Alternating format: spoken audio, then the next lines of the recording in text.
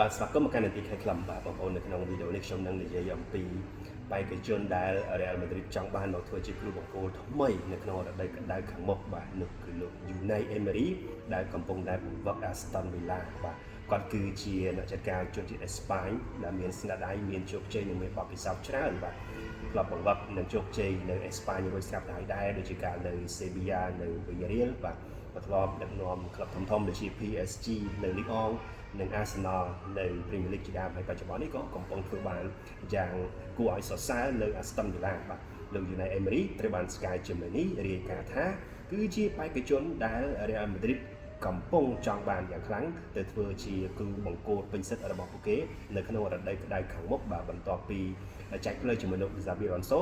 ដែលបច្ចុប្បន្ននេះកំពុងតែបង្វឹកជាបណ្ដោះអាសន្នដោយលោក Abela បាទហើយពាក់ព័ន្ធទៅនឹង Real Madrid នេះដែរបាទសារព័ត៌មាន Fichajes របស់អេស្ប៉ាញរាយការណ៍ថា Chelsea នោះបាទ Chelsea ក្រុងត្រៀមលុយ150 លានអឺរ៉ូដើម្បីដាក់ដេញថ្លៃទិញខ្សែបម្រើអង់គ្លេស Jude Bellingham ពី Real Madrid ក្នុងរដូវក្តៅខាងមុខបាទនេះបើតាមសារព័ត៌មានអេស្ប៉ាញ Fichajes បាទថា Chelsea ត្រៀម150 លានអឺរ៉ូដើម្បីដេញថ្លៃទិញ Bellingham ពី Real Madrid រដូវក្តៅខាងមុខហ្នឹងបាទហើយជាមួយគ្នានឹងដែរក៏បន្តនឹង Chelsea ដែរបាទខ្សែបម្រើប្រយុទ្ធឬក៏ប្រយុទ្ធស្លាបបាទកីឡាករ Raheem Sterling បាទដែលត្រូវបានលោក Thomas Tuchel ទិញពី Man City ទៅជាមួយ Chelsea នោះបាទខានបានលេងយូរមកហើយបាទដោយសារតែมันត្រូវចាត់គ្រូក្រោយ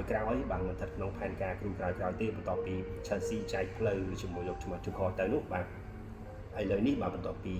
Sterling កំពុងស្ថិតនៅក្នុងភាពជា free agent បាទក្រោយព្រមព្រៀងចែកផ្លូវគ្នាជាមួយ Chelsea កាលពីដើមសប្តាហ៍បាទកំពុងមានក្លឹបចំនួនដល់ទៅ7ក្លឹបបាទដែលសុទ្ធតែជាគីឡូ Champions League បាទកំពុងតែចរចាជាមួយភ្នាក់ងាររបស់ Sterling បាទក្លឹបគីឡូ Champions League ចំនួន7ក្លឹបបាទកំពុងចរចាជាមួយនឹងភ្នាក់ងាររបស់ Sterling ពួកចង់បាន Sterling បាទ Sterling នេះបាទពេលចូល Chelsea សម័យលោក Tuchel នៅជាអ្នកការហ្នឹង6ប្រកួតដំណោះរបាន3គ្រាប់បាទប៉ុន្តែបន្ទាប់ពី Chelsea ចែកផ្លូវជាមួយលោក Tuchel ទៅបាទរដូវកាលទី1របស់ Sterling នៅ Stamford Bridge នេះគឺ Chelsea ដូរគ្រូ4បាទ4នាក់បាទអញ្ចឹងគូក្រោយៗនេះគឺអត់ត្រូវការ Sterling ទេបាទហើយក្រោយមកដូចជារដូវកាលកន្លងទៅអញ្ចឹងធ្លាប់លេងនៅ Arsenal កម្មលក្ខខណ្ឌខ្ចីអញ្ចឹងដែរទៅបាទដោយសារតែនៅសាលកុងត្រារយៈពេលវែងនៅ Chelsea ហើយពាក់ខែច្រើនបាទអញ្ចឹងពិបាករកក្លឹបហើយមួយទៀតបាទពាក់ព័ន្ធទៅនឹង Real Madrid ដែរបាទត្រូវបានសារព័ត៌មាន Spain Fichajes ដដែលនេះរាយការណ៍ថាចាប់អារម្មណ៍ខ្សែការពារស្លាប់ស្ដាំជំនឿជាតិបដិការរបស់ Man U បាទ Diego Dalot បាទនេះតាមសារព័ត៌មាន Fichajes បាទ Spain រាយការណ៍ថាចាស់បាទនេះពាក់ព័ន្ធទៅនឹង Balazi របស់យើងបាទលីកកំពូលចិនបាទ Chinese Super League នៃកាលថ្មីដែលនឹងចាប់ផ្ដើមនៅដើមខែមីនាខាងមុខហ្នឹងបាទក្លឹបចំនួន9បាទក្នុងចំណោមក្លឹបទាំង16ដែលនឹងលេងលីកកំពូលចិននៃកាលថ្មី2021ខែ3ខាងមុខហ្នឹងបាទមានក្លឹបចំនួន9បាទនឹងលេងចាប់ផ្ដើមរដូវកាលដោយពិន្ទុដកបាទដោយសារតែរងទណ្ឌកម្មរងការពិន័យបាទពីបទបាទ match fixing gambling បាទហើយនិង corruption បាទគឺពាក់ព័ន្ធទៅនឹងការកំណត់លទ្ធផលទុកជាមុនឬក៏ភាសាសាមញ្ញគេនិយាយទូទៅថាលក់ការបួនបាទក៏ដូចជាអំពើពុករលួយស៊ីសំណុកសុកប៉ាន់មួយចំនួនទៀតបាទអញ្ចឹងមែនតើគឺអាជ្ញាធរចិនបាទដាក់ទណ្ឌកម្មក្លឹបចំនួន13បាទគ្រាន់តែក្នុងនោះ4បានធ្លាក់ទៅលីក2ហើយបាទឯ9ទៀតនៅលេងនៅក្នុងលីកកំពូលចិននៅឡើយប៉ុន្តែនឹងលេងរដូវកាលថ្មីចាប់ដើមដោយពិន្ទុដកតែម្ដងហើយក្នុងនោះក្លឹប Shanghai Shenhua ដែលរដូវកាលមុនជាជើងអេរ៉ូបាទហើយនឹងក្លឹប Tianjin Tigers បាទក្លឹបពីរនេះរងពិន័យធ្ងន់ជាងគេគឺដកមកក្រុម10ពិន្ទុបាទដក10ពិន្ទុបាទហើយក្រៅពីនេះបាទក្លឹប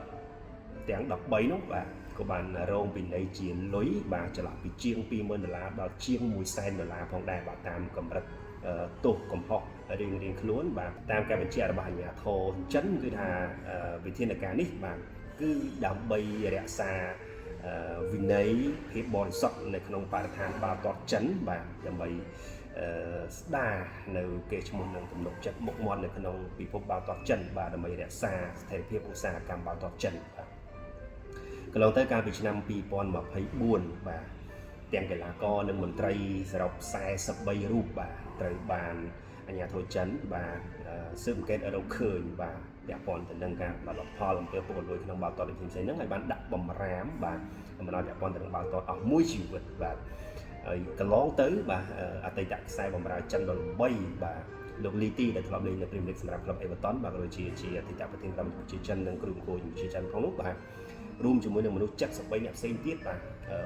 បានរងបំរាមបណ្ដាលពាក់ព័ន្ធនឹងបាល់ទាត់អស់មួយជីវិតដែរបាទដោយសារតែរឿងពុករលួយបាទកំណត់លទ្ធផលទុកជាមុន match fixing ហ្នឹងបាទហើយនឹងស៊ីសំណូកសុកប៉ាន់បាទស៊ីសំណូកផងសុកប៉ាន់ផងយ៉ាងបរិះវ័យ48ឆ្នាំរបស់នេះត្រូវបានអាជ្ញាធរចិនចាប់ដាក់គុកហើយបាទមិនមែនគ្រាន់តែរងបំរាមឲ្យពាក់ព័ន្ធនឹងបាល់ទាត់មួយជីវិតតែប៉ុណ្្នឹងទេបាទពីនៃជំលុយបាទដាក់ទណ្ឌកម្មដាក់ទោសទណ្ឌជាប់ពន្ធនាគារបន្ថែមផ្សេងទៀតបាទអញ្ចឹង